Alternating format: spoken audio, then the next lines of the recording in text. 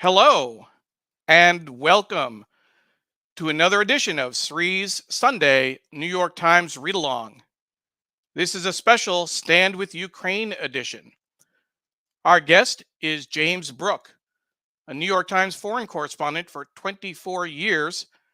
He worked in Moscow for Bloomberg News as the bureau chief and Voice of America as a correspondent. He then lived and worked in Kyiv for 6 years. He's also at the foundation. He's a visiting fellow at the Foundation for Defense of Democracies with a focus on Ukraine. My name is Neil Parekh, and I am the guest host today. We're live on Facebook, Twitter, LinkedIn, YouTube, and our Digimentors website. We're also live on Jim's Twitter account. Thank you so much, Jim. Please let us know where you're watching from. Please like, share, retweet, tag a friend. Let them know we're going to have a really great conversation today focusing on Ukraine. And we're going to focus on media coverage specifically. We'll, of course, talk about the rest of the newspaper, but we wanted to take this time to take a look at the New York Times coverage, take a look at how Russia and China and Fox News are looking at the war, and also look at some biases that we're seeing coming up in the coverage. But first, let's go ahead and share the preview of today's show.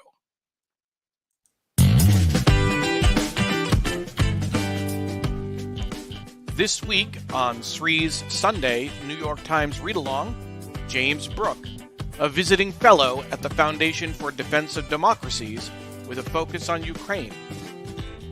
James was a New York Times foreign correspondent for 24 years, Moscow bureau chief for Bloomberg, and a Moscow-based correspondent for Voice of America. He lived and worked in Kyiv for 5 years and was editor-in-chief of Ukraine Business News. We'll take a close look at media coverage of Russia's invasion of Ukraine. We'll review the front pages of the New York Times since February 22nd, focusing on the headlines, display photographs, and lead stories. Russia attacks as Putin warns world. Biden vows to hold him accountable. War in Ukraine. Russians push into outskirts of capital as deaths rise and thousands flee west. We will also discuss the decision of some news outlets to leave Russia, questions that are being raised about biased coverage, and what the war looks like on Russian state media, Chinese state media, and Fox News. We will also review a special report on bilingual street signs in New York City's Chinatown. Every week, we review the print edition of the Sunday New York Times, taking audience questions and interviewing special guests. The show is produced by Digimentors. We produce high-quality virtual and hybrid events for organizations big and small around the world. We also do social and digital consulting, training, and workshops. Sree Srinivasan is our host. I am the executive producer and guest host, Neil Parekh. Our production team includes Paula Kiger, Steve Taylor, Julia Weeks, and Carla Baranakis. Again, James Brooke is our guest, live on Facebook, Twitter, LinkedIn, YouTube, and our Digimentors website. There we go. That's a great preview of what's to come. Let's go ahead and welcome some of the folks watching today. Jonathan is watching from the East Village, just north of New York's Little Ukraine. Jonathan, thank you so much for joining us. Our friend Stefan Kaplan is here, sending light and love to all in and fleeing Ukraine. He says this horrific attack and invasion by Putin will not break the Ukrainian people. Stand with Ukraine. Linda Lawrence is watching from sunny but cold Long Island. I'm based in Springfield, Virginia, and I can tell you it was cold. It was about 17 degrees when I woke up this morning, and only about 20 when I went out to get the paper. And we had snow. What I couldn't believe is that we had snow yesterday, the same day that I signed my daughter up for a swim team over the summer. Kind of ironic. Sakil is watching on YouTube. Thank you, Sakil. Miriam Berkeley is watching from Hell's Kitchen, New York City. Miriam, always great to see you. We have Patricia Freudenberg, a great friend of the show, watching from New York and offering prayers for Ukraine. Carla Baranakis, one of our producers, is watching, and she is proudly Lithuanian. Um, Always my favorite. Hi, Mom. How you doing? My mom's watching from Tampa, Florida. Thank you. Always great to see you. Always great to be able to talk to you, kind of, once a week. We do talk a few more times than that, just in case people were wondering. We have Doug Levy up early, as usual, in California from Marin County. The news from Ukraine makes me feel so hopeless, but I'm also in awe of the media coverage from the front lines. Eager to hear today's discussion. And yes, we will take a close look at media coverage of today's show. Jonathan is sharing that he's half Lithuanian. I don't know if we knew that. So, Jonathan and Carla, you definitely should get together. Ken is watching from Iowa. Ken, thank you so much for joining us. Our friend Makran Boot is watching from Ukrainian Village Church and Restaurant in the Lower East Side. Bonjour, Therese. Therese Steiner, thank you so much for watching. Always a pleasure. Follow Therese on Twitter at Therese Steiner. She always tweets about the show on Sunday mornings. Thank you so much for everything you do. And as always, I want to give a shout out. Thank you for bringing me in to serve on the board of Justice Aid. It's been great. It's been about a year now, and I'm loving it. So thank you so much. And as a reminder, let's give a shout out to our production team: Paula Kiger, Steve Taylor, Julia Weeks, and Carla Baranakis. That's one of the things that makes this show special, is that we have staff, watching in Sree's Facebook and LinkedIn accounts, sharing links to stories, etc., providing context for the show. We also want to give a shout out to our sponsor, Muckrack. Thank you to Muckrack for your long-term support of the show. And as you may have seen in the promo video, the show is produced by Digimentors. We produce high-quality virtual and hybrid events and do social and digital consulting. I've been proud to work full-time with Digimentors for about a year and a half now. If you're interested in having us produce a show for you, please email us. You can reach Sree at Sree@digimentors.group, or me, Neil at Digimentors.group. And we'd love to talk to you about your hybrid event, your virtual event, or doing social and digital consulting for you. And we're doing that as well. So thank you very much. What we want to do now is go to the paper. We want to review the front page sections and then bring on our guest, Jim Brooke. So there we go. Let's take a look at the paper over here. Front page, and we'll take a closer look at the front page in a little bit.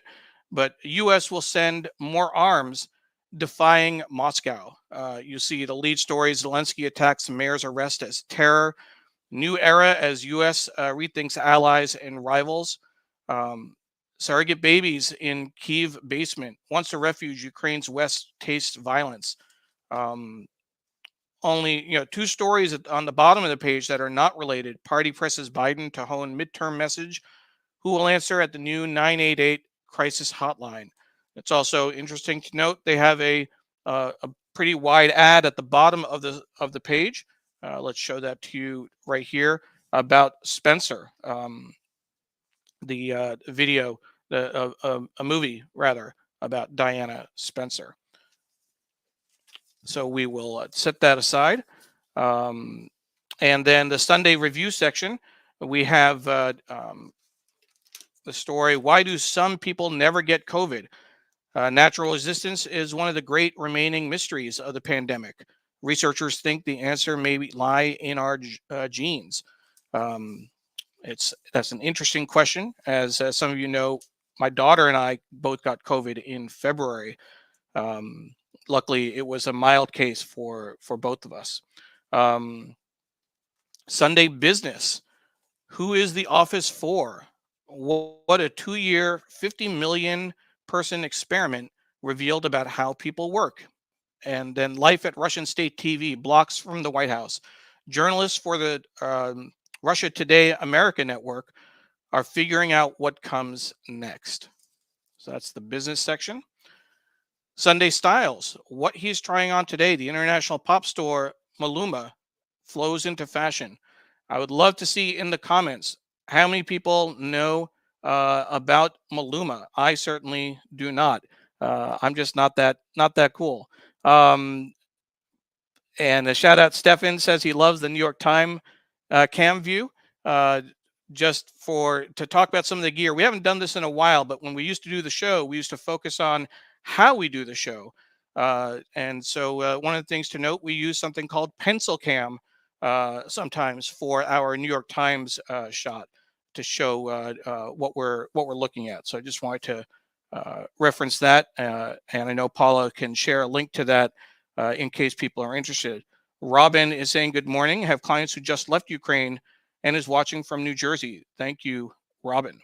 So let's go on with the rest of the paper. Arts and Leisure. After all this time, we still can't refuse. 50 years since its release, The Godfather hasn't faded away. For this anniversary, we talk with Al Pacino. Test your memory of the movie, explain it in 7 quotes, and show how the film became a kind of playbook for real life wise guys. They did a special. I read the article with the interview with Al Pacino earlier. Very, very interesting. He certainly had some mixed feelings about his role in the movie very early in his career, how it came to dominate his career. We have the book review section, which we hopefully will have time for, and then the magazine, the songs that get us through it. I'm hoping, we'll see how the show goes. I'm hoping we might have time for the poem at the end of the show. Now, what I'd like to do, and this is going to be a little tricky, but I'm going to try and show you this really interesting section that is showing this double truck paper. So this is on the pencil cam. So we'll switch the camera real quick. Let's see, add this to the show and turn this on. Oops, and we'll make that full screen for you. We're juggling a few things. The reason I want to do this is that we have a gatefold ad by the New York Times. So you see this front page. Jordan is soul for the mornings. Choose to be grateful. The tune of Georgia football, etc. This is independent journalism for an independent life. This is a series of TV ads that I've seen. But what's interesting, and I want to call it out, is that they use what they don't often do this gatefold style printing. And with my setup, I actually don't have enough room to show the whole thing, but I'm going to do my best. 4 pages inside, all of these profiles. Marco is Sunday mornings, Yucatan. All the way down, independent journalism for an independent life. Dave is fire and imagination. One good explorer deserves another. A gadget lover's guide, instruments of a visionary tinkerer. So these profiles that are just incredible, and you see how it goes over the top, over the side of my desk, and then when you fold it in, you see a little bit more about each of these people. Let me just pop that in. So this is the ad campaign, independent journalism for an independent life, and then Becky, subscriber since 2010. Jordan, subscriber since 2020. Dave, Liana, and Marco. So just thought it's interesting to show that full piece. So we'll go ahead and switch back to the overhead cam, so you can see how that lays out again. And then we'll go ahead and switch, and we'll get ready to bring on our guest, Jim Brooke. As a reminder, Jim Brooke is a visiting fellow at the Foundation for Defense of Democracies with a focus on Ukraine. He was a New York Times foreign correspondent for 24 years. and worked in Moscow. He also worked in Kyiv. And so with that, we want to welcome Jim Brooke to the program. Jim, thank you so much for joining us. Just want to make sure, there we go. Thank you so much for joining us. Yeah, great, Neil. Thank you for having me. This is a great opportunity to talk to New York Times readers about the coverage about Ukraine, which I just left a few months ago. In fact, I still have 3 suitcases in my old apartment in Kyiv, and my ungrateful sons turned down a round trip ticket to Kyiv to get them out. So anyhow, here I am. Nice to be able to talk to all of you, dear readers. Absolutely. Thank you so much for taking the time. We had a number of people log in while I was going through the newspaper. So I just want to give a shout. Here's a great example. Patricia Freudenberg is tagging a few friends to watch, saying it's going to be of great interest in current affairs. So we encourage everyone to tag their friends so they can watch the show. And Patricia says, diplomacy is key. Honored to hear this live interview with guest James Brooke sharing investigative news. Nika is watching. She's from Kyiv. Wow, Nika, thank you so much. I don't know if you're in Kyiv or if you're in elsewhere, but originally from there. But thank you very much. We look forward to your comments and your thoughts during the show. Please make sure to put them in Facebook. We'll put them on the screen as we go. Dr. Chandrasekhar is joining us. And she's asking Nika to please stay safe. Ellen is joining from the Upper East Side. She's also hoping Nika will stay safe and hoping this will be over soon. Jim, first question that we ask all of our guests. We're hitting the 2-year mark of COVID. You came back from Kyiv last fall, if I'm not mistaken, right? Yeah. To the Berkshires. What was COVID like for you? We're hoping that family and friends were healthy, that you were able to get through it. Tell us about your experience. Well, it was pretty rough because my wife and I, we let our guard down in last March, a week ago, start again a year ago this week. And we went to a fashion show at the Hyatt in Kyiv, and everyone was kissing each other and shaking hands. And virtually 4 days later, I came down with COVID, terrible case, double lung pneumonia, spent 2 full weeks in a Kyiv COVID clinic, with a mask on my face. And it was touch and go. And that's kind of when I decided to leave. We were unable to get vaccinated in Ukraine literally until August. The U.S. Embassy quietly vaccinated all their people back when I was coming down with COVID back in March. I discovered that later, but they did not extend that courtesy to the few American residents of Kyiv. So we finally got one vaccination at the international airport, and it was an incredibly bureaucratic procedure. It took 3 hours, and that was just in July. So we left essentially September 1st and got our second vaccination in the U.S. And after we left, the COVID infection rates in Kyiv exploded. They increased tenfold. I mean, now we're justifiably obsessed about the war, but COVID was running rampant through Ukraine all last fall and then subsided a bit. So it was pretty horrific, frankly. Jim, I'm so sorry to hear that. Glad you were able to get out and get better, certainly. I think this is one of the challenges that we're seeing as mask mandates are relaxing, as cities and jurisdictions, schools are relaxing these rules. People aren't quite sure. Some people aren't quite ready for that. Some people are a little more vulnerable, maybe have more health conditions, health concerns. It's some people have been fighting for this for the whole time. They haven't wanted to wear masks. They didn't want to have these restrictions. So hopefully things will get better. We're seeing lower caseloads, but I'll just say I'm in the cautious camp. I'm still a little concerned about how things are going to play out and whether or not we get another variant. So as far as your career is concerned, you were a New York Times foreign correspondent for 24 years, wide variety of postings, and then you found yourself in Moscow for 8 years with Bloomberg, then with VOA. You were in Kyiv over the last 6 years. I'm sorry, I think it was 5 years in the promo. I just wanted to correct the record there. Tell us a little bit about your career arc. How did Well, how did you get your start? Times that time had a lot of money, which was great. And I was hired out of Brazil, and I went up through the system as a Metro reporter. And then I saw the foreign editor, who was a friend of mine. I saw him going to the men's room, and I kind of zoomed in and caught him in a quiet moment. And suggested, I heard the West Africa bureau was open, and not many people wanted to go to West Africa. So he got my message. I planted that idea in his head. And then I speak French, and I speak Portuguese, which is very useful.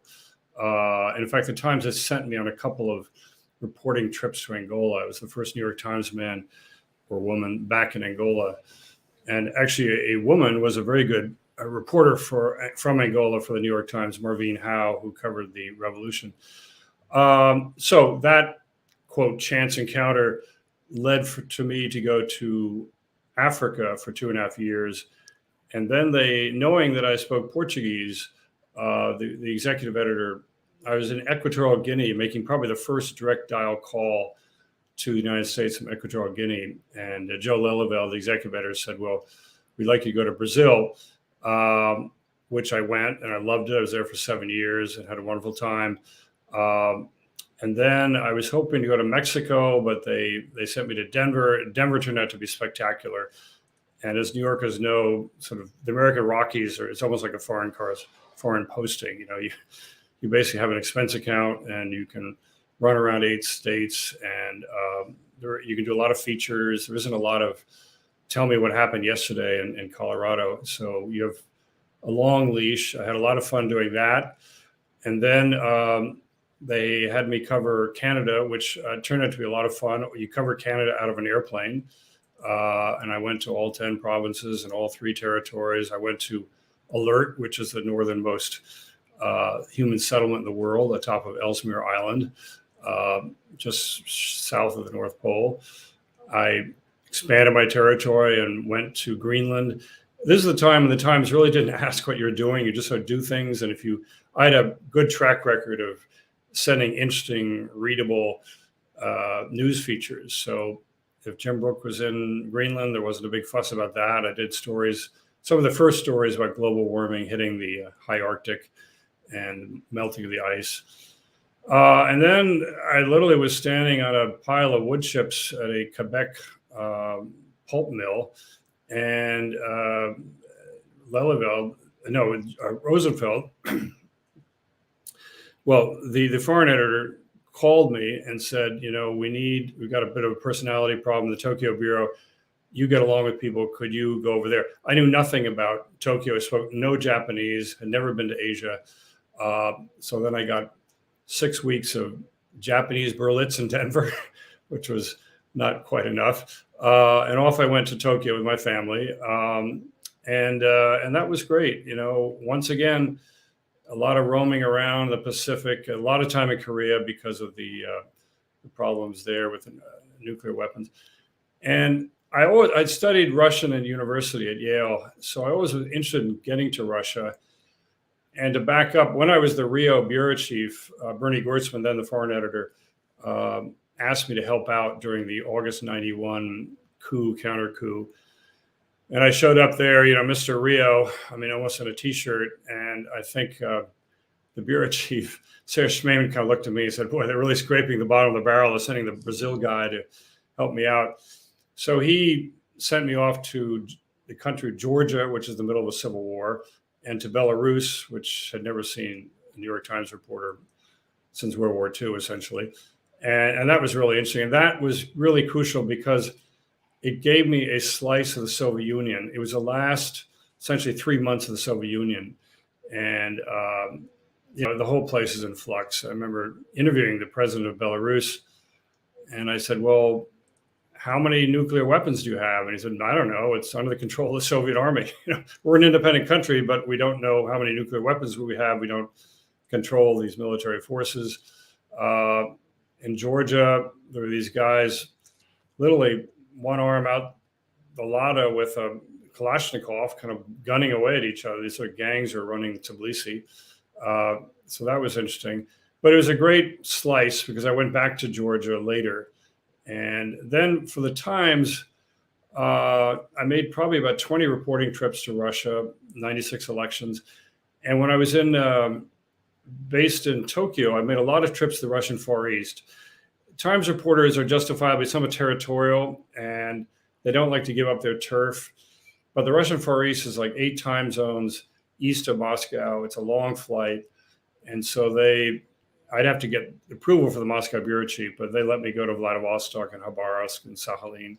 And I had a lot of fun doing that. It was a good tonic to Japan, which wasn't that. Japan's sort of a big Switzerland, they're very conservative. I want to interrupt you for just one second, Jim, if you don't mind. Nika actually left a long comment. I'm going to put it on the screen, even though it's going to take up a lot of space. I'll take the ticker off as well a little bit. She's in Kyiv right now. Her parents are in Mariupol. She knows you. If you recognize her name, you're doing a great job. It's real hell in Mariupol. The city is surrounded by invaders, constant air raids, and more than 1,500 dead civilians who are already buried in mass graves. I've not been able to contact my family for more than 10 days. I hope they're still alive. That's horrible. There's no water. Food is running out. Humanitarian aid is not allowed through. No light, no connection. I just want to kind of bring this in because this is what people are dealing with right now in Ukraine. And Nika, thank you so much for watching and sharing that. Jim, you spent 6 years in Ukraine, right? Yeah, and I was in Nika. Hi. Good to hear you in these horrible circumstances. I'm sorry about your family, and you're right. Mariupol is under siege. It's a terrible situation. I think your last name is Greek, and as you know, a lot of Greek Ukrainians. There's a big community there in Mariupol. I was there 2 years ago when President Zelensky had a development conference there, and that's when I met New York Times correspondent Anton Troyanovsky, who is now in Ukraine. Yeah. It's a classic siege. They want to, if they have to destroy Mariupol to take it, they may well do that. Hopefully not. But they want a land corridor from Donetsk over to Crimea. And so we've seen these horrible stories there. And just to give you a reality check, when I was there 2 years ago, President Zelensky brought in all these international groups. It was an international development conference for Mariupol. The French were rebuilding the water supply. The European Bank of Reconstruction and Development, EBRD, were bringing in new trolley buses, a new mass transit system. EBRD was helping to build roads. There was an American wind power investor. It was a $500 million project just outside of Mariupol. And Medinvest, which is the big player there, right now is in the middle of $1 billion investment. So Mariupol was a source for investment, and it was seen as a city in a bad location. There's been a lot of investment in the port, upgrading the port. It's like the 6th largest port in Ukraine. So from night until day, or day until night, Mariupol's gone from being kind of the apple of the international financial organizations for their investments to being a miniature Stalingrad. I don't want to alarm you, Nika, and you know the situation as best you can. But as you, I think, point out, your parents are probably incommunicado. I understand that self-service is very difficult, if at all. And as you say, they've been cut off from water. It's on the Sea of Azov, but you can't drink that water. It's salty water. So it's a terrible situation. And also it's, Ukraine weather is New England weather. It's cold there, and if you don't have heat, it's really grim. So it's a terrible situation. Sure. Let's go ahead and take a look at some of the news coverage that has been coming coming out from Ukraine, and in particular, I want to start with the New York Times and the front pages of the Times since Russia invaded.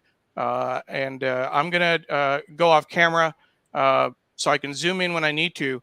But Jim, this is from Thursday, February 24th. Russia attacks as Putin warns world. Biden vows to hold him accountable. This you mentioned Anton Trinovsky. Yeah, Um, and he has the byline on this with Neil McFarquhar. he shares it with Neil, who was the Moscow bureau chief until a couple of years ago. Mm-hmm. So I remember visiting Neil in the New York Times sort of residential complex there, and he was the bureau chief. And I think that's a Tyler Hicks photo. And Tyler was a premier New York Times photographer, covered many, many wars, obviously Iraq, Afghanistan. And he knows how to move and, knock on wood, how to survive in this environment. Absolutely. We have. I'd like to say one thing about the photographers, if I may. Sure. You know, the reporters can always hide around the corner and sort of peek around the corner and ask what happened. The photographers have to put their lens and their face into it, and they take a far greater personal risk than the reporters. And I'm not denigrating the reporters by any means, but the photographers have to get their face into it to get the pictures. Absolutely. I think Robert Capa, when he's covering the Spanish Civil War, said, if your photos aren't good enough, you're not close enough. This is Friday's paper, the day after war in Ukraine, and I want to point out this is a two-line banner. This is even bigger. Russians push into outskirts of capital as deaths rise, thousands flee west. The lead is by Michael Schwartz, Eric Schmidt, and Neil McFarquhar. And this photo is by Evgeny Malhotra. I'm gonna can't quite see the name on that in terms of that display photo. There's also another photo further down by Emil Duck, from what I can tell. Yeah, Michael was what we call a local hire at the Times, a smart, bright, bilingual guy, by my age, somewhat young. He's probably about 30, 32. I saw him in New York at an award ceremony in October. Very bright, very smart, very agile, and and knows the moves, knows Russia very well, and has been to Ukraine on many reporting trips. And he was in the Moscow bureau and kind of worked his way up that way. Local hire, got on staff, and then moved to New York. And now they're taking use of his Russian language skills and expertise. That's great. And so then that next day, Ukrainians fortify Kyiv for full attack. President urges citizens to take up arms. Another two-line banner. This lead is by Valerie Hopkins, who you mentioned earlier, Andrew Kramer, and Michael Levinson. And the photo is by Tyler Hicks. You can see the body of a Russian soldier near Kharkiv, Ukraine's second largest city. Neil, that is an iconic photo. And I think with that photo, it percolated into Western brains that the Ukrainians are fighting back, and this will not be a cakewalk. Valerie, I had lunch with in Kyiv last summer at a lovely restaurant on the edge of a park. It's kind of hard to imagine. Relaxed, and we talked about Ukraine and talked about Russia. And she'd been recently hired by the Times from the Financial Times, had sort of made her career in the Balkans, speaks Russian, and she was kind of treading water in Ukraine because the Russians were holding up her visa. So she was waiting to get permission from Russia to go to Moscow. And we can get into that later about the future of the New York Times bureau in Moscow. But Valerie's a very experienced woman, very, very competent. And then we have another great two-line banner: fierce street fighting in defense of Kyiv. U.S. and other nations pour in more aid. Again, Valerie Hopkins, Eric Schmidt, Michael Levinson, and then four photos, all by Lindsay Addario, who is another incredible photographer. Right. Yeah. Very, very true, Neil. And we will probably get to the one where she was in a shelter when a mortar hit and killed a family of 4 escaping from a Kyiv suburb. And that's another set of iconic photos, which I think we'll hit in a couple of minutes. Yes, absolutely. Frames. As war rages, Ukraine agrees to talks with Russians without preconditions. You see a few more articles now. More than 350 civilians have been killed by Valerie Hopkins, Antonin Troianovsky, and Stephen Erlanger. Armed or not, villagers rushed to join fight. Maria Vernikova. And then in turnaround, Germany vows military boost. Melissa Eddy. These pictures are by Tyler Hicks. Yeah. And Brendan Hoffman is the bottom one. The third one, I'm just going to say the third one is by Masik Nardalik, from what I could tell. Yeah. Maria Venikova is what we call a stringer, fixer, local hire. They decided, I think for several years, they'd had a local person in Kyiv. I know her. We once again had lunch with people. And very common. She's Ukrainian, so she's trilingual, speaks Ukrainian, Russian, and English.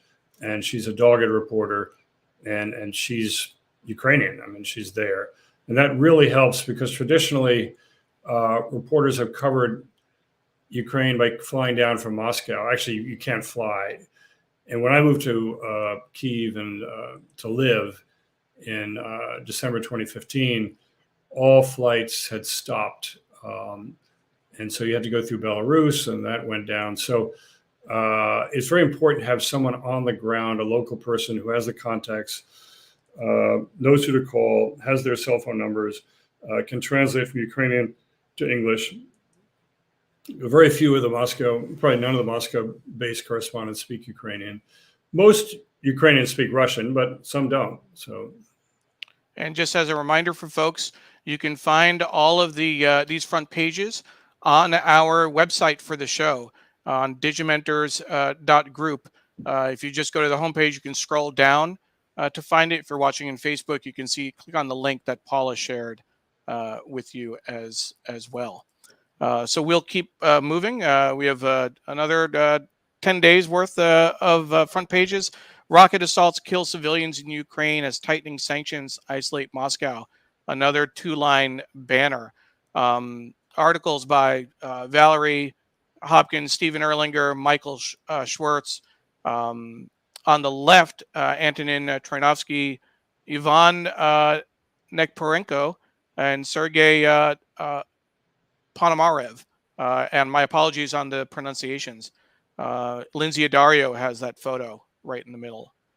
Yeah, I think Ivan may be based, the Ko is a Ukrainian surname, but there's been such intermarriage between Russians and Ukrainians that I believe he's a Russia-based reporter with the Ukrainian surname. Got it. Roberta is saying, thanks for this broadcast. Greetings from Richmond, Virginia. Linda noted earlier, no words for that photo. I'm assuming it was for the soldier that was dead in the snow, but really a lot of these photos fall into that category. No words for what we're seeing. Russia batters key cities in wider attack. Biden seeks to rally world against Putin. The photos here are by Letitia Vancon for the New York Times. All three of those look like they're. And then the last one is from Agence France Presse, Sergei Babak, the one of the first responders you saw at the very, very bottom. The two stories, Peter Baker. This is a Biden-focused story, pitches plans for economy and the virus. And blast strike Kyiv and a hospital in Kharkiv by Andrew Kramer, Valerie Hopkins, and Nick Cumming Bruce. Just quickly mention, I think Peter Baker, I think he's the White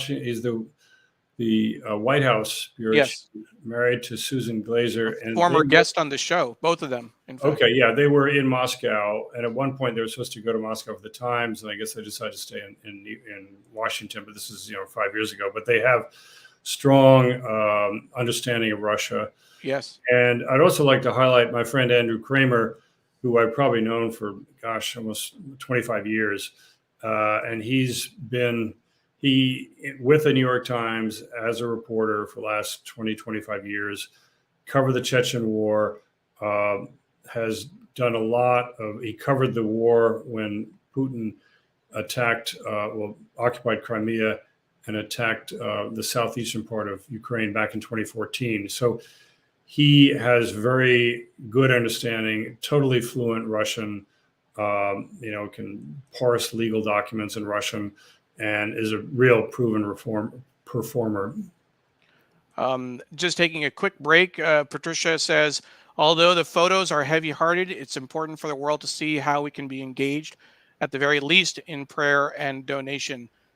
We certainly need our governments to do more than just offer thoughts and prayers. And I think they seem to be. But I also want to bring back Nika. She shared another comment, and I want to give her as much time as we can. She says, thank you for the financial support. Folks mentioned earlier that they had donated to various causes. This is Ellen. It said, as one was there, what is the best we can do, both countries and ordinary people? She's given money, but is there a best way to do it? And Nika said, thank you for the financial support. Very important to help us to us now. Not only as refugees in the army, but very soon we'll face a budget problem. Half the country can't work and pay taxes. So financial support is extremely important. And also has to spread networks about the event, spread on your social networks. One of the things that we've done that Sree has talked about in his newsletter is how you can help people in Ukraine. There's a movement to reserve Airbnbs, for example, and not check in, right? Or order things over Etsy from people in Ukraine, but not ask them not to send it to you. Any thoughts on that, Jim? Yeah, Neil, I was about to say precisely that. When I stayed in Mariupol, I stayed in 2 Airbnbs, and it is a way of getting money to their account. Now, I'm afraid in the case of Mariupol, the ATMs are probably long ago emptied of money, but it is a way of making sure the money gets to a real live Ukrainian person under duress, and you're not going, paying the overhead of some outfit that's raising money. But there are very reputable groups, and I'm sure that Neil can share the connections. The Ukraine Freedom Fund, which is run by an American friend of mine who's now in Ukraine, Andy Bain, and there are other ones that have low overhead and very good delivery rates. Airbnb is a very simple way of doing it. Okay, Ukraine Freedom Fund. So we'll go ahead and share that with folks. 1 second here. I think it's the Ukrainian Freedom Fund. Ukrainian Freedom Fund, exactly. That's what we found. So let me pull that up on the screen for folks. There we go. So there's the website, Ukrainian Freedom Fund, ukfreedomfund.org, ukfreedomfund.org. And I'm certain, I don't have to look, but I know that Paula is on it, sharing links to that site. There she goes right there. So you can check that out. Thank you for that tip, Sure. Jim. We'll certainly check that out. Supporting freedom, securing future, total collected $790,000. And you said this was started by a friend of yours. Yeah, Andy Bain, who's a U.S. Marine Corps colonel, retired, who for 30 years has been running one of Ukraine's largest advertising agencies, based in Kyiv. And I know him really well. Used to stay at his apartment. And he's being cagey about where he is, but he's inside Ukraine right now. Sure. So let's go back to the newspapers. Russians capture crucial Black Sea port as a bombing of civilian targets escalates. The story by Michael Schwartz and Richard Perez Pena. And Lindsay Addario with this picture. Again, just a great picture. As many as 15,000 people, mostly women and children, are sheltering in cramped communal conditions in Kyiv's subway system. Yeah, I feel as if I should be able to recognize that subway station. My neighbors from the house, I lived in the center of historic Kyiv, around the corner from the Golden Gate metro station. Actually, I could see it from my office window. And my neighbors apparently are spending the nights in there. And the subway system of Kyiv was built during the Cold War in the early 60s, and it's very deep. Some of the world's deepest subway stations are there. So the feeling is once you get down there, it's safe, but sometimes you might have to walk down the escalators. I hear the escalators are turned back on in the morning so people don't have to hike up. But it's pretty grim life, frankly, down there. We'll see if we can move a little bit quicker, because I also want to talk about a few other issues that have come up in the media. Russians push to tighten grip in South. The story by Michael Schwartz and again Richard Perez Pena. These pictures are by Lindsay Addario of Zelensky at what looks like a press conference, and this is by Roman Zarkevsky for Reuters, as Russia attacked Ukrainian residential areas, including a building in Cherniv. Above the north, President Zelensky hosted a news conference on Thursday in Kyiv. We have a special people and extraordinary people. So just again, another banner headline. One of the things that's interesting to note is that there have been banner headlines every day. We're getting up to, this is March 5th, last Saturday. So we're just going to scroll through some of these just to give a sense of what's there without reading them out. But the longest run of banner headlines in the New York Times, according to Carla Baranakis, was for the Bush-Gore election in 2000. It wasn't 9/11. It was Bush-Gore. We're going on at least 2 weeks now from February 24th. There's 17 days, if I'm not mistaken. So this gives you a sense. This is Friday's banner headline. Some great photography as well, showing the comparison of residential areas, a Port City shopping mall, and another shopping mall. The top row are Wednesday pictures, and then the bottom row are from 2021, just to show the difference in terms of the devastation. This is yesterday's Russia widens attacks on Ukrainian cities, repeating a long slog strategy used in Syria and Chechnya. This picture by Brendan Hoffman of a funeral for a Ukrainian soldier. And then again, back to today's picture, front page, U.S. will send more arms defying Moscow. And this picture is by Lindsay Addario, which is, again, just a great example of the work that she's been doing. Jim, thank you so much for walking us through that with us. Your familiarity with a lot of the reporters and the work that they're doing was definitely great. I want to talk a little bit about the coverage that we've seen, and just to note, for example, that in overseas, in China, for example, how Chinese media, we shared this in our Twitter thread. Chinese media is mostly focusing on the idea of a special military operation. They're not, it's not as bad as what we're seeing in Russia.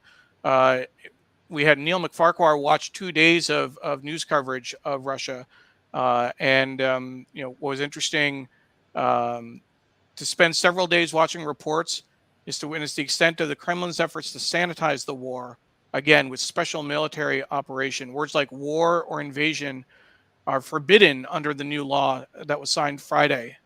15 years in prison for any coverage, which is interesting. The Wall Street Journal had an interesting piece, a video piece as well, which we shared.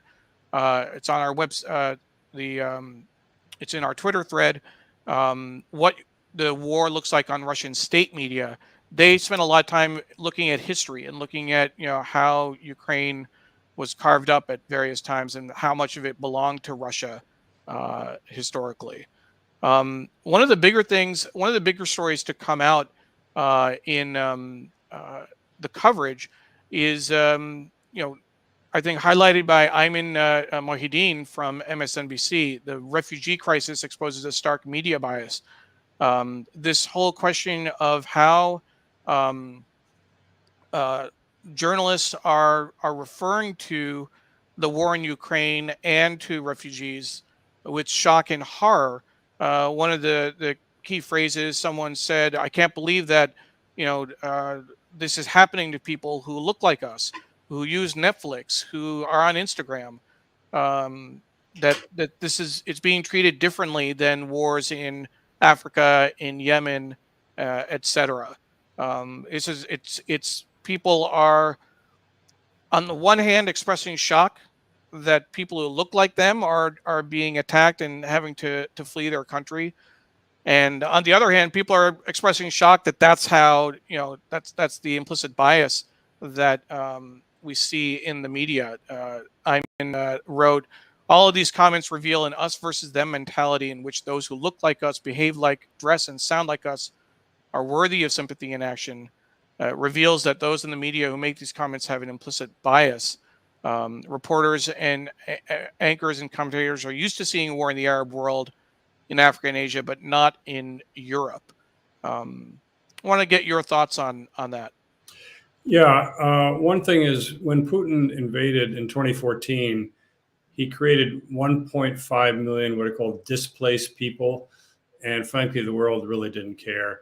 There was no save the Ukrainians or help them resettle. There was sort of some minor aid from the UN. Yes, you are right that there is shock. I think also it isn't that hard for Europe to absorb Ukrainian refugees. There already were 1 million Ukrainians working in Poland. The Ukrainian language is closer to Polish than to Russian. And the Polish, yes, for racist reasons, welcomed Ukrainians with open arms because they're white Christian Slavs. They're cousins. For me, the refugee story is not that shocking because I know they're being well received in Europe. What is shocking is the destruction of Ukraine that's happening right now. And we did see the racism when the African and Indian students, I think the African students ran into more problems, but they were initially barred at the Polish border. Ukraine had a fairly lively business of offering university level education to medical students from Nigeria and India and other places in the Southeast Asia and Africa. And many of them were in Kharkiv, which is only 45 minutes from the Russian border. So they justifiably escaped with their lives and kept moving west till they got to Poland. And then the Polish xenophobia kicked in. So yes, you're right on one level. I personally, it's a terrible thing. The refugees, I think they will be well received, integrated. I'm afraid many of them will never come back to Ukraine. I think it's a one-way trip, and we see Boris Johnson speeding immigration of Ukrainians. Speeding, I put in quotes. Mm-hmm.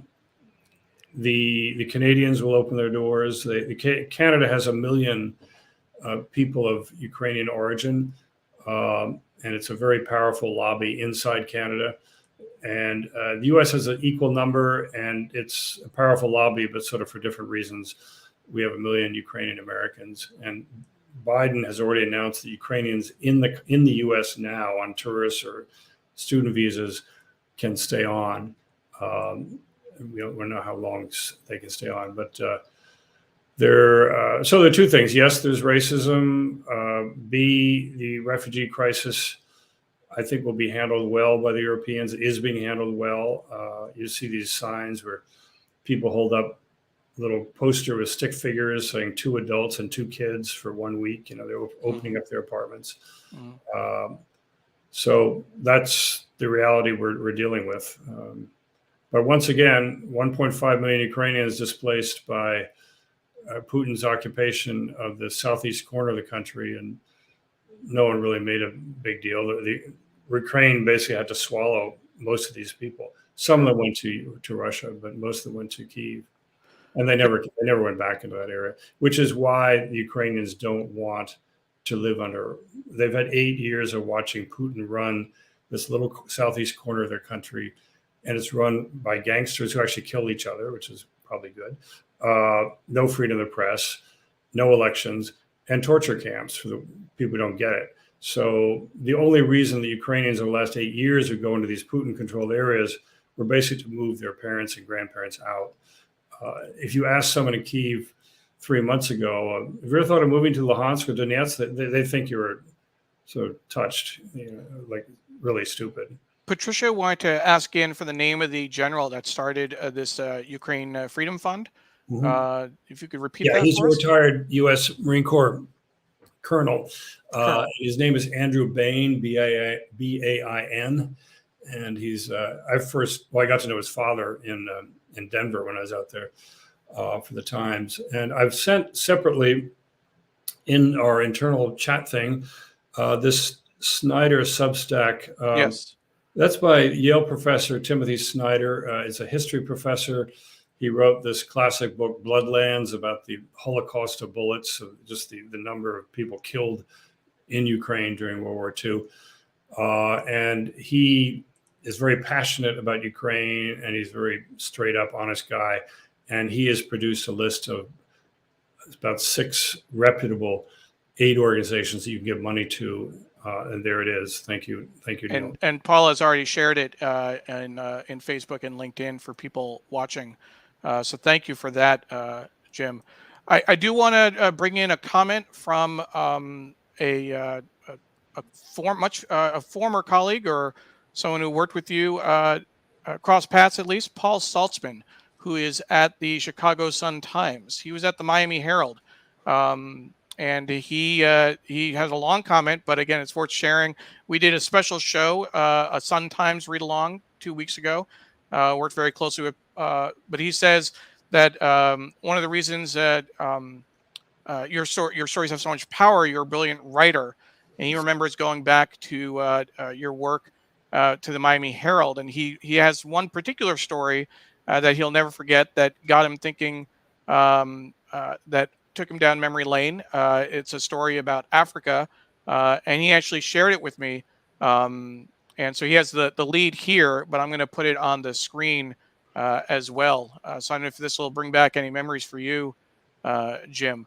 Angola's economic struggles. This is embarrassing. Yeah. Hi, Paul. Thank you for remembering me. And squatting in the shade of a baobab tree, the market woman wanted 5,000 kwanzas, officially $165, for her prized possession, a bottle of Russian vodka. Yeah. A lot of reporting is not doing what I'm doing now. A lot of reporting is listening, not talking, but listening. So I'm violating that central core precept. But it was good, and thank you, Paul, for sharing that with us. We really appreciate that. So let's keep going. Apollo shared a comment. There's about a myth that there hasn't been a post-war World War II European conflict. Fall of Yugoslavia and Bosnia has seemingly been forgotten. And Liz shared the number of refugees are what is shocking. Ukrainian volunteers at the border in Poland work with tens of thousands of refugees every day and need financial support. I'll share personally, we had a friend from graduate school where my wife went to graduate school at University of Washington. She's Ukrainian. She sent a message. She flew to Ukraine to try and get her mother out. And I can't tell you, I should have asked my wife to send me the message. She was able to get her across the border to Poland to safety, but she was just completely overwhelmed with what she was seeing around her. Just it just completely broke her heart. And she didn't know, she flew over there. She didn't know she'd be able to find her mom. She didn't know she'd be able to get her to safety. This Yeah, is what people are dealing with. Neil, I didn't mean any way to diminish the refugee. No, I didn't take that at all, Jim. And, I didn't. there are 2 million out of a population of maybe 36 million that have left, and they are being fairly well absorbed. Every day I get on Facebook a message from a friend who just got over the border to Hungary, just got over the border to Poland. It's a nightmare getting out, and my fear is that Putin will start bombing the rail lines and will, make things much worse. My mom shares this is the worst history of this century. On a daily basis, we're seeing these horrific stories, horrific pictures. So many people killed, tortured, burned, children who are, in these shelters. The trauma that they're experiencing is just incredible. My mom is a psychotherapist, and I'm sure she's thinking about that as well. What I'd like to do, Jim, is turn our attention to the newspaper. It's we have about a half hour left in the show, so we want to take a look a little bit about what's in the print edition. So I'll switch over to the New York Times camera, the overhead cam that we have, and we will look through what we have to show folks today. There we go. So switching gears, and I'll keep you on the screen, Jim. If you see something that you want to comment on, please let me know. Yeah, Neil, I think one thing, and the readers please. sort of know this maybe by now, having read so many papers, when you write a headline, it's supposed to be a sentence. Now you can cut corners in some places and initials you might not use lower down, but it's supposed to be a full sentence. The same thing with a caption. And that's a real trick. You can't just say, crisis in Ukraine. You got to say X did. You got to a noun, a verb, and maybe an object. We looked at the front page earlier when we were looking through all of the gallery of front pages, but let's take a look at what's in the rest of the front section. Inside the Times, which is actually my favorite section, is about Walking 12 Miles Through Chinatown by Aaron Reese, I'm guessing, and Denise Liu. We'll get to this story in a little bit. It's in the Metro section, and the Metro section, which is only in the New York area, but I have a PDF of it. This is a story about bilingual street signs in Chinatown that came up over a number of years and have slowly receded based on how the community has grown and has shrunk over time.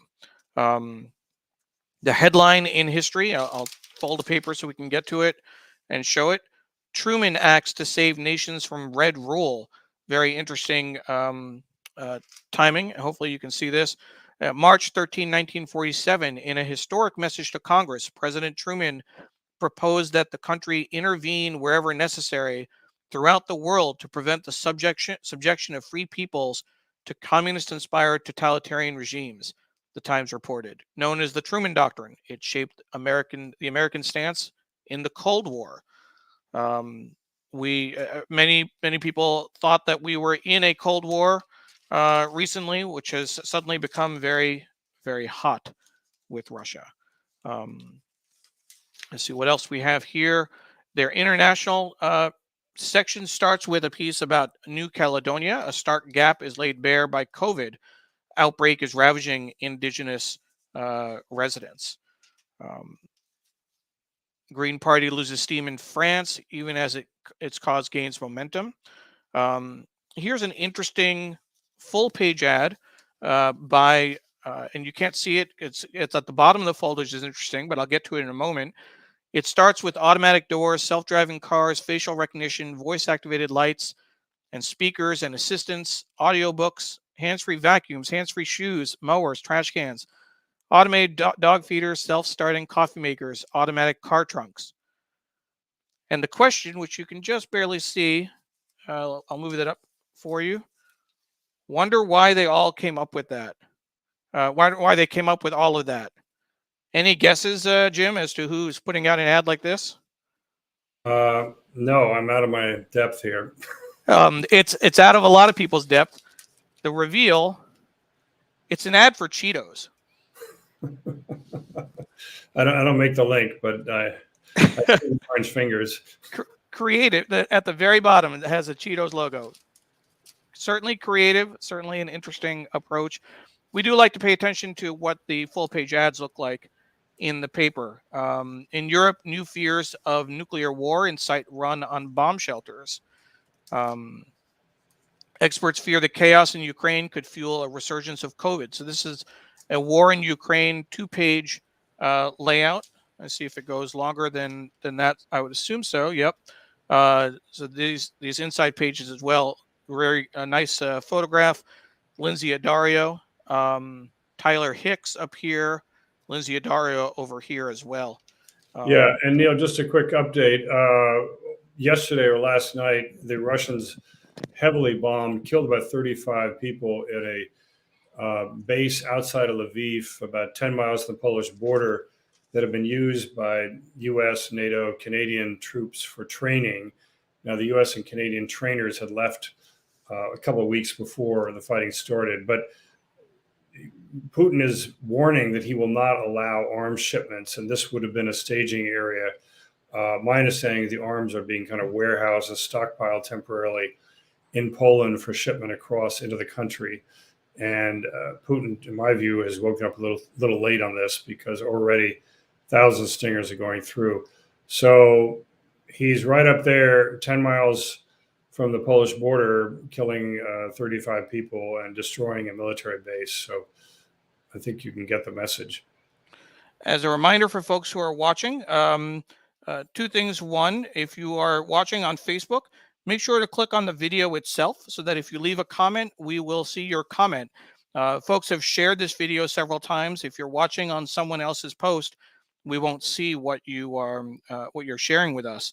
The other thing I want to make sure that people know is that if you joined us late, the show will, after it finishes, you'll be able to watch it again on the same links just a few minutes after we're done, right from the very beginning, on Facebook, on Twitter, on LinkedIn, on YouTube, on our Digimentors website.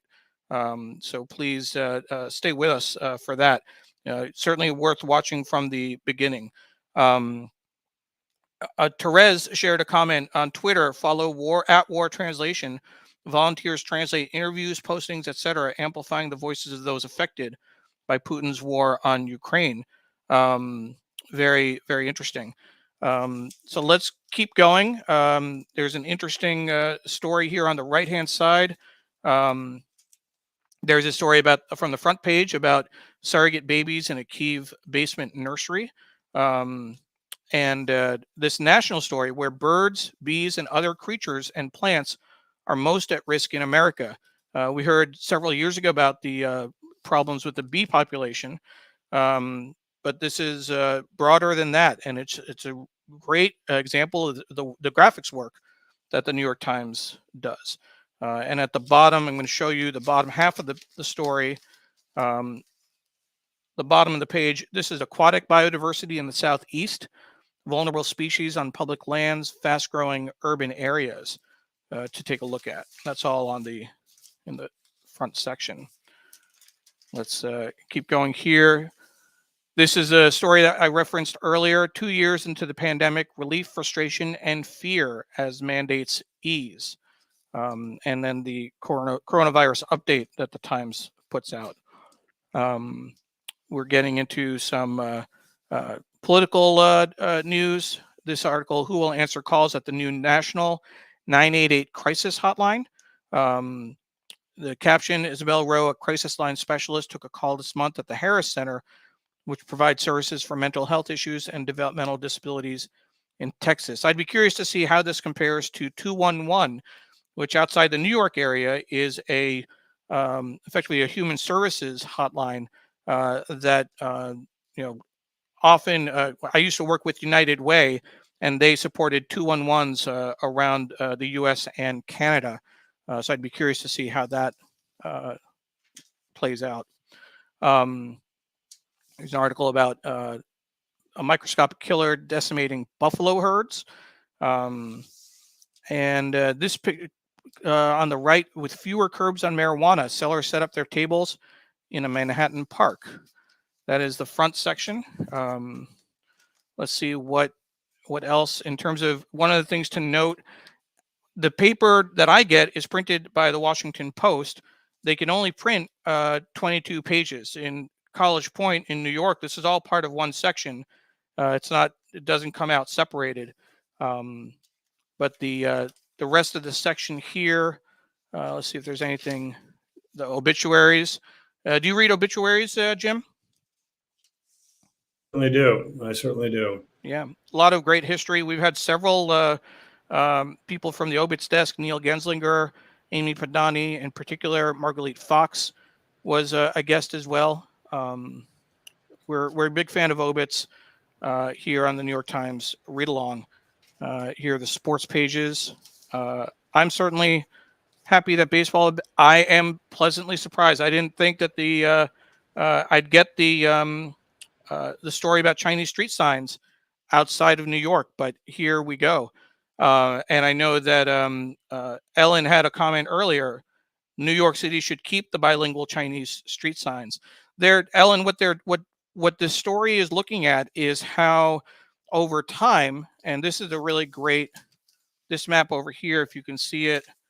Let's see if I can move it up. This is the blessing and the curse of the pencil cam, is that it's a little harder to get specificity, but on the left-hand side, the extent of bilingual signs in the 1960s was just a few blocks. It got much broader in 1985, but it's contracted a little bit.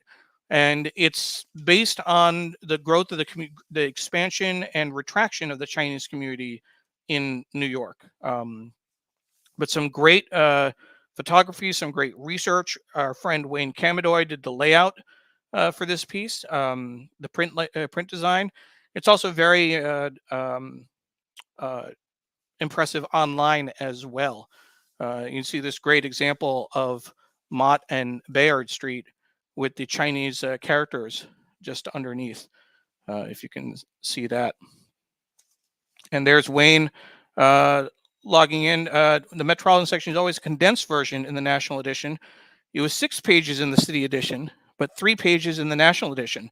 So we'll take a look real quick of what that looked like in the National Edition, because we do have the PDF. So give me one moment to bring that up. So I want to give some love to that section, because that was really impressive.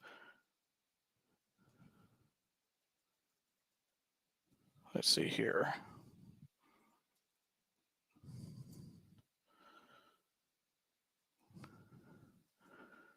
So give me just one moment. We're going to transition over as we see this second section, because the other benefit is that we're going to see it in color in the special section. So let's see if we can bring that up real quickly. There we go.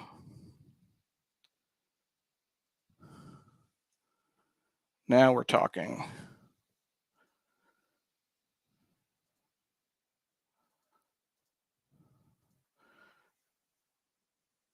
Wayne, this one is for you. Let's put this on the screen and take off the camera. So there is Wayne's comment about the special sections. Sorry, the New York. This is a 2-page spread, front and back, the way they did the picture. So I'll take that off. 2 pages inside, as you can see.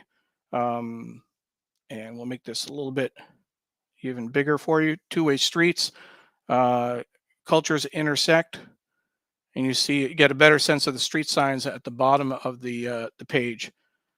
And then another two pages. 2-way streets, new arrivals. In the 60s, city officials took small steps to aid Chinatown's residents. And we scroll down as well. So there's a better look at that section than we had in the Washington, D.C. print edition. So I just wanted to share that with you. So thank you again, Wayne, for pointing that out. And Macron mentions that there is a Chinatown in Brooklyn and Queens as well. Absolutely. And Jonathan says, I still miss the tacky phone booths with pagoda roofs on the top. Naomi, we skipped over. I didn't see it in today's paper, but Naomi wanted to mention the obit for Emilio Delgado, who died from who was from Sesame Street, Lewis on Sesame Street. He was an integral part of the show, and our kids grew up watching him and Maria fall in love and get married. Absolutely. And Wayne says, thank you for highlighting the print section. We're happy to highlight the print section when we have it. And if we have to go to the PDF, we certainly do that as well. So I just wanted to call that out. Jim, any thoughts before we go back to the paper? Well, on Ukraine, I have thoughts. Please. And it's more on Russia, where I lived. I lived in Moscow for 8 years. I worked as a reporter, Bloomberg bureau chief and Voice of America bureau chief. What we're seeing is historic. I mean, last week, the Voice of America Radio for Europe bureau closed. It had been opened under Gorbachev in '89. The New York Times is withdrawing all their reporters from Moscow. As far as I can tell, there have been reporters continuously since 1922, which is the era of Vladimir Lenin. So for a full century, there have been New York Times reporters in Russia, in Moscow, through the depths of the Cold War, through the worst times of the Cold War. There always were New York Times reporters there. And this is because of this new law that went into effect last week, where you can go to jail for 15 years for referring to the war as a war. And all media organizations are trying to figure out how to do with this. Most of the few remaining Russian independent sites, Echo Moskvy, which I personally was on many times, independent radio station, and Dost or Rain, which is the internet TV station, they both have been shut down. And these were stalwart. Echo Moskvy probably had 1 million listeners. It was very big. And then how do you react to it? The Washington Post is taking bylines off stories, not withdrawing their people. CNN, as I understand, has stopped broadcasting from Moscow. I know their bureau. It has a wonderful view of the river and everything. So BBC is still going, but we're really in a kind of uncharted area. And you may see in the background my son coming down the steps. That's perfectly fine if that happens. This is live TV, and anything can happen when we do that. This is an article from Pointer about the New York Times becoming the last news outlet to pull out of Russia. So certainly appreciate you bringing that up. Yeah. It's certainly been a challenge, to say the least. Hello, my name is George. Hey, George. And I'm learning how to read, right? Okay. George, how old is George? George is turning 6, May 1st. Oh, that's great. That's great. I used to joke in Ukraine that he was born May 1st, so he's a little commie, and people didn't find that funny. My daughter is 8 years old, and as longtime viewers of the show know, she's made a few cameos on the show. So we're a family-friendly show, without question. Without question. Wanted to also, let's see what else we wanted to pick up in terms of. Well, there's one thing I wanted to bring up, Neil, very quickly, sure. Which is how analysts really missed the story. And, President Biden was warning very clearly for 6 weeks before the war that Russia was preparing an attack, that this wasn't some big brinkmanship thing, that they were actually preparing to attack Ukraine.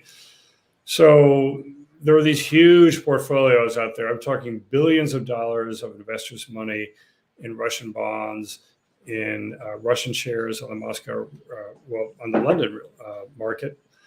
82% of the money on the Moscow exchange, of the free float, was held by foreigners. And the analysts kind of missed it, and so you investors are out billions of dollars because they were not selling the bonds, they were not selling the shares, and they were blindsided. It's an amazing phenomenon. And it's partly because these wonderful Russian American, Russian Brits who went to London School of Economics were wonderfully bicultural and everything. If you look at who they're working for, if they're working for Western banks, they often have a big exposure to Russia, or maybe they're working for a state Russian bank. And so they're not thinking outside the box, to put it politely. They're not contradicting their paymasters saying, get your money out of Russia. So they just completely missed it. If there's a 50-50 risk of an invasion, that's really, really high risk. And you should mitigate that risk by pulling your money out.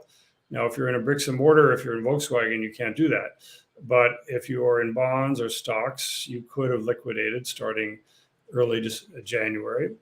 But PIMCO, I think, is going to lose $2 billion here. So we need the free flow information, and for independent people like the New York Times to evaluate what's going on. And these banking analysts should all be fired. I mean, when I was in Moscow, one of these guys said, well, you reporters, you can get the headline wrong and you go back to work the following day. If we get the headline wrong, we're fired. Okay, now's the time. Let's see about 200 wonderfully bilingual, bicultural Russian analysts be thrown out on the street. And frankly, no one's going to hire them because there's nothing to vest. I mean, Russia has turned into sort of a North Korea for investors. So it's a really historic moment on that score. Got it. We're approaching the 10 o'clock hour. What we want to do, Jim, is to make a few quick announcements, talk about next week's guests, etc., and then we're going to bring you back for some final thoughts and a pro tip for journalists, given your long career. So we will give you a little break off camera, and then bring you back in just a few minutes. Again, my name is Neil Parekh, and I have been serving as the guest host for today's show. It's always an incredible honor and a privilege to take over the chair when Sree is not available. What I wanted to do is make sure folks know about next week's show. I will be guest hosting then as well. This is the makeup show, effectively, from when I came down with COVID.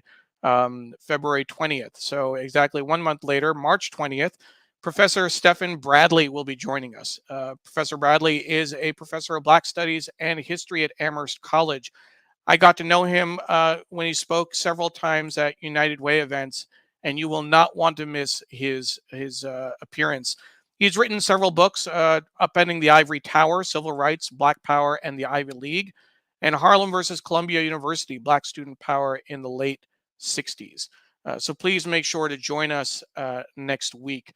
We want to give another shout out to our production team, Paula Kiger, Steve Taylor, Julia Weeks, and Carla Baranakis. You can follow them at Big Green Pen, at Steve DeReeve, at Julia L. Weeks, and at Kabara.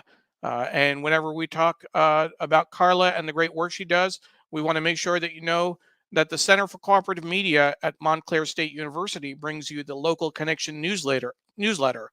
Each week, it offers story ideas and pro tips for journalists. And best of all, it's free. You can subscribe at bit.ly/local news tips. bit.ly/local news tips.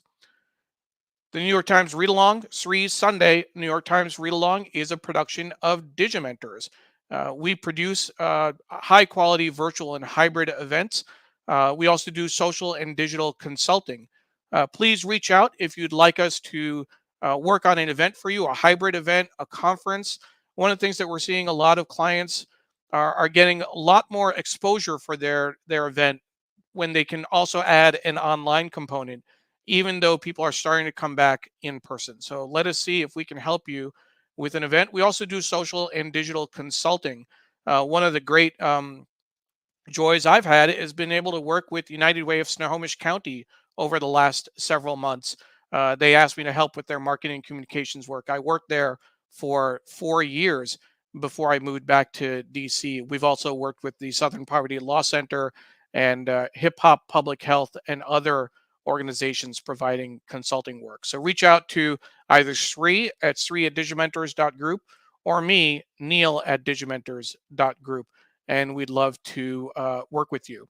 I also want to give a shout out to Digimentor's colleague, Rose Horowitz. Last Friday, she had a show, Women, Gender, Equality, and War in Ukraine, with 3 very special guests amplifying women's voices on social media. She had has the hashtag Women to Follow. You can find the show on her Twitter account at Rose Horowitz 31. Definitely worth going back and watching. It was a great show and some very interesting perspectives on Ukraine. So certainly look forward to that. So then we'll go ahead and bring back Jim for some closing thoughts in just a moment. Jim, thank you very much for hanging with us. Before we turn it over to you, I just want to share some comments that came in as we were closing. Jonathan, great show, great insights, not just about Ukraine, which he appreciated. Naomi, this program zoomed by. Interesting pun. Wonderful show, terrific guest. So thank you, Naomi. Ken Fisher, great show, Neil and crew, privileged and grateful. Thank you, Ken, for joining us and staying with us the whole time.